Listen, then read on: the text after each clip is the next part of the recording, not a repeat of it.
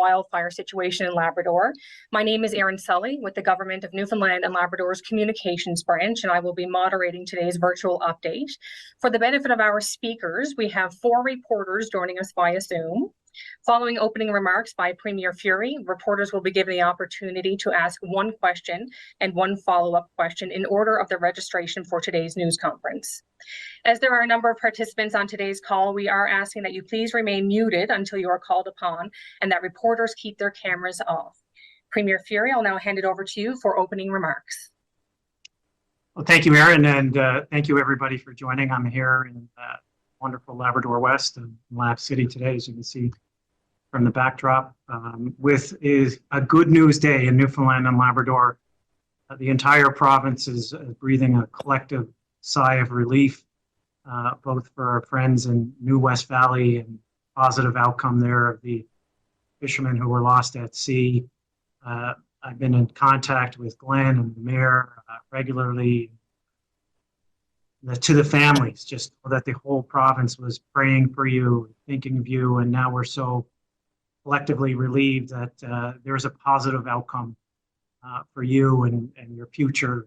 We will be there with you to welcome them home with open arms. An incredibly positive outcome, and thank you to the hardworking women and men in the search and rescue field for returning our sons safely to our shores. Equally, we're breathing another sigh of relief here in the big land today, a big sigh of relief as the fire situation has come under control.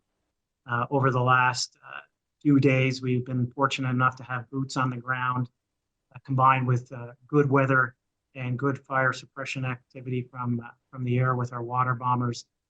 And I met with fire officials here this morning in Wabush, and they informed me that looking at the weather pattern, looking at the actual intelligence from firefighters on the ground and looking at hotspots, that the fire has remained at a category 1 level, still require some suppression activity on the ground, just making sure it's fully out. But looking towards the predictive modeling and the weather patterns that are coming, that it is safe to say that the probability of risk to the town of Lab City and Wabush is very low. And as a result, we're in the good position today to be able to partially lift the evacuation order. And that is good news, but I know it's going to come with many questions from those who have been displaced from their homes. So just bear with us. We are prioritizing the return to Labrador City, starting with essential workers. And we will be starting with, as you could predict, healthcare workers, goods and services, and then everybody to support those who are returning. And the reason for that is common sense. In order to establish a community of the size of Lab City, we need to make sure that the hospital is up and running and that we can really look after people should they get sick. So the priority is going to be for healthcare workers, followed by grocery store workers, the essential workers within the town of Lab City itself, and there's approximately 120 IOC workers. So let me just walk you through that because I'm sure that that's going to come with some significant questions. With respect to healthcare workers, we know that there's been approximately 200 displaced throughout the Big Land and into the island. And I've been assured by the Minister of Health that we can return most of those within the next 48 hours. That will allow us to start up the emergency department, laboratories, and the diagnostic imaging. We'll relocate the temporary ambulatory clinic that we've had set up at the rec center in Wabush back to the. That will allow us to start providing outpatient care within 48 hours. The subsequent 24 hours, we'll look at repatriating patients who have been displaced to other facilities throughout the province, especially Happy Valley Goose Bay. So first 48 hours workers, the next 24 hours will be patients who have been displaced. In the first 48 hours, in that partial evacuation order lift, we will also be welcoming people back from the IGA grocery store so that they can stock the shelves and make sure that the essential supplies are in place. We, again, will be working with the town. I'm looking over because the mayor of the town, city is next to me. We'll be returning essential employees to the town and IOC. So the first question I'm sure many who are listening who have been displaced from their homes have is how do I know if I'm on this list? Well, please, we're asking you to use your judgment, but if there is a definitive list, but if, for example, you're a teacher and you've been displaced from Labrador City, we love our teachers. We want them all to come back to Lab City, but we want to make sure it's safe for you to come back. And so please wait until Monday at noon, when the full evacuation order will be totally lifted. Between now and Monday at noon, we ask you to give way to essential worker.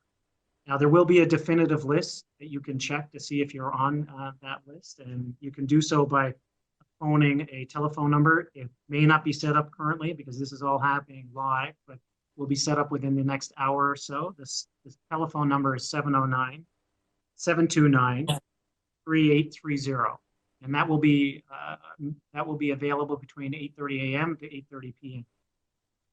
So a big day on the island for our fishermen, and a big day in Labrador for the people of Lab West, the largest evacuation in provincial history. And I really have to commend the people of Lab City and Wabush, Lab West more broadly, for their incredible patience, their incredible skill. I'm here surrounded with a bunch of people who would be considered essential, who didn't leave, wanted to make sure that they were here to protect you, the people who have left. I met with fire officials this morning. I met with essential employees this morning, all who stayed here to look after the town. And I can tell you the town is in good condition. There has been no particular damage whatsoever. So thank you. Thank you to the mayors. Thank you to the mayor of Lab City, who's really been putting in an incredible lift. The MHA is in the room, Jordan Brown.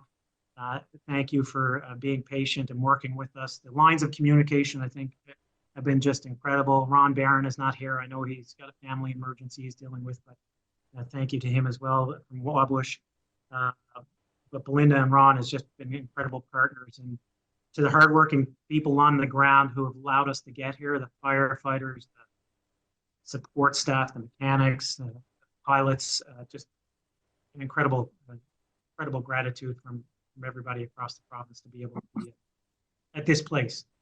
A week's a long time, and we know people in Happy Valley Goose Bay are getting anxious to get home. Furey's on the line. People of Happy Valley Goose Bay have just done an incredible.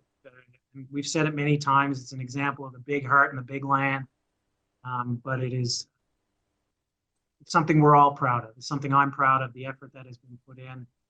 That spirit of come from away lives deep and true in who we are as Newfoundlanders and Labradorians. And it's on full display. I even saw Furey last night making a big thing of coleslaw for everybody on Facebook. So everybody is putting in an extra effort, and it's greatly appreciated. So once again, a summary is partial lift for essential employees over the next 48 hours. The roads will be staffed with RNC, RCMP, and search and rescue, which will have a copy of this list. So please don't try to break through. There is a list. If you feel like you should be on that list, phone that number. But it is a discrete list. The list, I should say, includes family members as well. So if you're a nurse or a doctor, of course, you're welcome to bring your full family back as well. So partial ban until from now, partial evacuation order still in effect from now until Monday at noon, followed by a full lift of that on Monday at noon for regular employees. On that list will be a government of Newfoundland and Labrador officials as well, should you have business in Labrador City. I know the people on the island have been very patient, wanting to do some fires in their backyards, especially as the summer is in full swing. This information today will allow us to lift the fire ban for the island portion, not for Big Land, but for the island portion. So I know that will be welcome news to people of my family and people throughout the province. So thank you, everybody, for everything you've done. Thank you to the people across the province. I'm looking around the room here. For those on media, you can't see the hardworking women and men in this room who really put in a heavy lift. So with that, I'll open it up for any questions from the media. Thank you, Premier Furey. Our first question comes from NTV's Bailey Howard. Bailey, please unmute to pose your question. Morning. Hi, Bailey. How are you? I'm good. How are you? I'm good today. Yes, us too. Lots of good news. Um, I was, I guess, wondering, expect supply chain when getting ready for the full return of people coming back into Labrador City and the area. Yeah. Yeah, so supply, I didn't hear the full question, but I take from what I did hear that the theme of the question was, are we confident in the supply chain and managing that with respect to the repatriation of people to Lab City? Yes, that's right. Yeah, that's why we are, and that's why we're trying to do this in a two-tier system, as you will, to allow people who are essential to come and establish those essential services. If you are someone who's not in that essential service group, it does you no good to show up to Lab City when there's no food, or if you, heaven forbid, have a heart attack, have access to healthcare. So we're confident in the fuel supply and the supply chain management of that, in addition to the local IGA, and to allow those employees to come back to stock the shelves, and confident in the supply chain with respect to food and fuel and medical services can be reestablished within the 48-hour window. And I guess speaking of, you were saying you're confident on those things. How confident are you with where the fires are right now to bring people back? Evacuate. I'm very confident. I mean, we follow advice of the officials, and I can tell you we have the best fire dynamic people in the country. They're the ones who manage. These are the people you don't see that are behind the scenes. You see Jamie and Blair on that screen there, but the people that work with Jamie and Blair, incredible human beings dedicated to your safety, and they are the best in the country.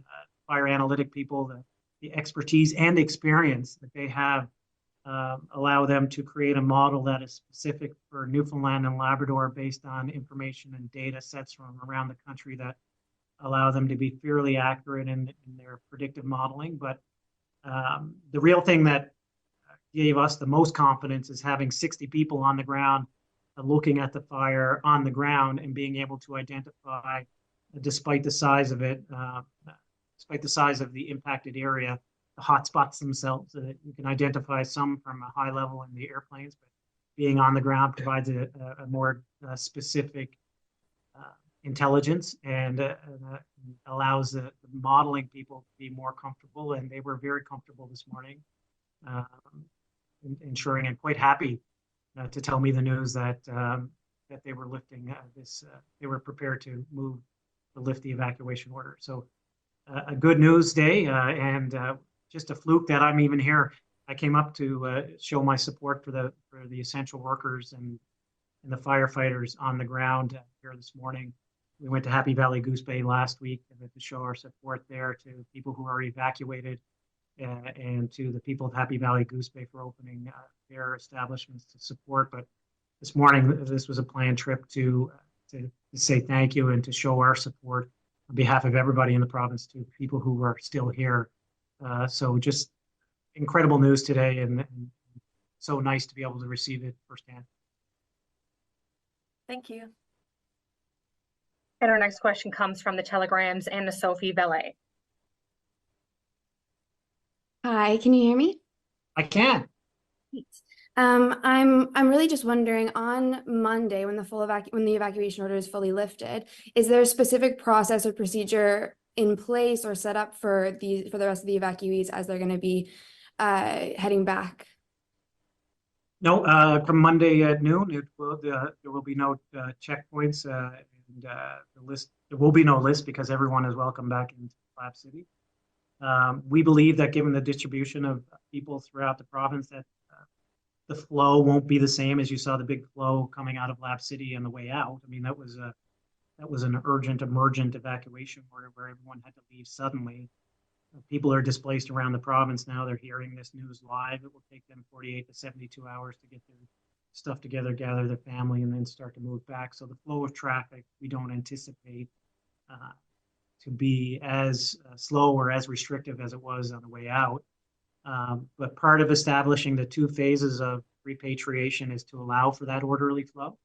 We're not talking about an insignificant volume of people when you consider healthcare workers, grocery store workers, Lab City employees, IOC employees, and their families starting to come back in. So that even that will take stress off the highways. And so this is all meant to be an orderly repatriation. And we just hope that as patient as people have been, and they have been incredibly patient, despite the stress and anxiety, that they continue to just give us another 2 days, and then things will get back to being normal. All right, thank you so much. Welcome. And our final question comes from CBC's Juanita Taylor. Hi, good morning, Premier Furey. Nice to speak with you again. Just to elaborate on the last question, 9,000 people returning home well, we don't know what the flow will be like just yet, but I'm just wondering, will there be any law enforcement to help manage, the return of people once the order is lifted on Monday at noon, sorry? Of course there will. I guess when I said no checkpoints, there won't be law and order officials, as they always do, will be there to provide law and order and to help people and to help facilitate people return to Lab City. But there won't be any law in place to prevent people from coming to Lab City. And right now there is, of course. So we think, again, people use common sense if they follow this 2-phased approach. And given the organic distribution of people throughout the province, that there should be orderly return of people to Lab City. And I know that's going to create some questions. That's why there's the helpline. Also, by the way, if you have any questions, you can talk to your employer. If you're not sure if you're, for whatever reason, you're a summer student at the IGA or something, then perhaps you can reach out to your employer to see if you're on that list. But we're trying to limit any in returning to Lab City. As you suggested, it is a large volume of people returning, and to do it in 2 phases and to ask people to be patient, we hope will help facilitate an orderly return. Thank you. And my second question is about the 7 fishermen who have returned home. Very happy to hear that news this morning. Can you talk about any of their medical condition or just how they're doing today? I haven't spoken with them today. I spoke with the owner all day yesterday. Glenn is a great guy, and he had incredible concern, and we were obviously, as we all did, and he took on a real leadership role in trying to help us facilitate with Joint Search and Rescue Command to facilitate different assets. And my understanding from him and from the intelligence that I received from JRCC is that everybody is in good health. There's no obvious injury with respect to any nutritional issues or hypothermic issues. I'm unaware, but the initial report was no significant injury, which we're all very, very, very grateful. Okay, thank you. And thank you. That concludes our Q&A portion of today's news conference. We'd like to thank the journalists who are able to join. Just before we leave, I want to again thank everybody here, but thank the media too for helping us get the accurate information out in times of flux and change and emergencies. You really fulfill an important role for everybody, all our citizens. Thank you for that. But I also wanted to remind people who have been displaced that there will be 3 streams of financial support available for people. There's the one that we've already announced that's active already, and that's the registration for people in Lab City on the Canadian Red Cross website. It will allow you to access $1,000 immediately. That application is open until July 31st, so please do that. We've already distributed approximately $2 million, so it works very quickly. The second stream that we've talked about, we hope to we will announce on Monday, is a employment disruption stream. So those would be for people from Lab City and Wabush who've had their employment disrupted. And those details will be released on Monday. And then we are also working on a third stream for small businesses. The details of that will come out. So as we said from day one, we'll be here to support. We are here to support, and this is a good news day for people on the island with respect to the fishermen and people here in the big land with respect to Lab City and Lab West more broadly. So big sigh of relief for the people of Newfoundland and Labrador.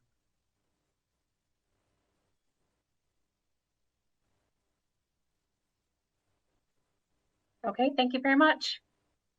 Great.